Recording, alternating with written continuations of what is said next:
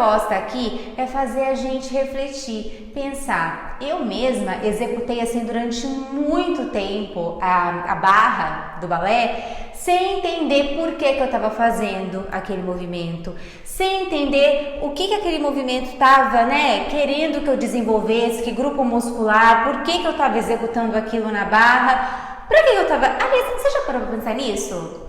Você já reparou para pensar que a barra está preparando o seu corpo, preparando o seu eixo, sua musculatura para você depois ir para o centro, executar o centro da aula de balé e depois a diagonal e por aí vai?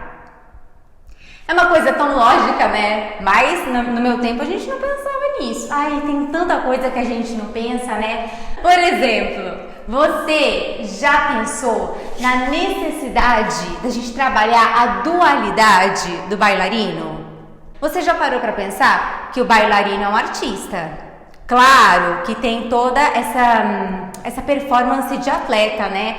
Afinal de contas, o bailarino, ele é um atleta, ele é exigido como um atleta, saltos, giros, a musculatura adequada para poder dançar, nessa plenitude, dançar dessa forma assim, tão, com esse alto rendimento sem se machucar. De fato, a gente precisa de uma alimentação adequada, a gente precisa de um trabalho adequado, de consciência corporal dentro de sala de aula, mas às vezes de um reforço de fisioterapia, um acompanhamento, enfim, é verdade, isso é preciso, isso é necessário, isso ajuda, o bailarino a se desenvolver. E não importa que bailarino a gente está falando. Pode ser você, bailarina adulta, se você tiver uma alimentação adequada, se você tiver consciência do seu movimento, se você tiver, de repente, um respaldo aí de um fisioterapeuta, caso você tenha alguma dor, ou o seu próprio professor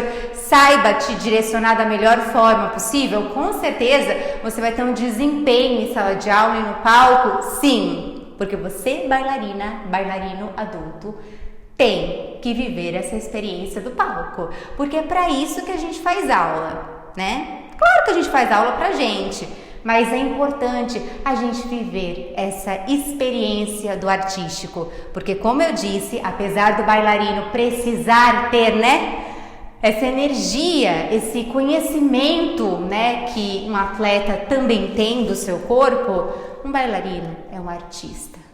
Um bailarino está a serviço de uma obra. Um bailarino é um ator, que está contando uma história sem palavras, através do seu corpo. Logo, a gente vai ver isso também. A gente vai falar de pantomima, a gente vai falar dessa dualidade, da necessidade de trabalhar a técnica, mas também revelar esse personagem, Escolher o repertório de movimento, entre aspas, Mas se adequar, aprender o repertório de movimento da obra que a gente vai contar, respeitar o artista que criou aquela obra, não é verdade?